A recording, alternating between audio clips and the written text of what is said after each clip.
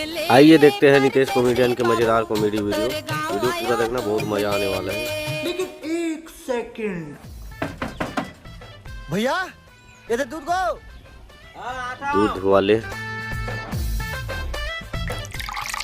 John Sinha बरोबर तो दूध में पानी मिला था क्या यार? पूरा पनियर पनियर है। लगते दूध पनियर है।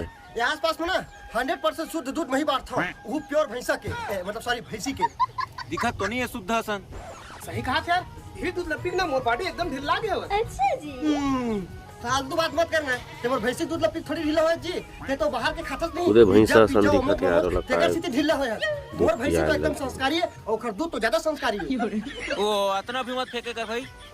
तो यकीन नहीं है, यकीन नहीं है ना, तो एक काम करबे 15 दिन तक के ना सिर्फ मोर भैंसी दूध पियाबे, ता हम देखबे खर बॉडी ला जॉन सिन्हा बराबर ना सॉलिड बॉडी हो जी। हाँ ठीक है ना। चलो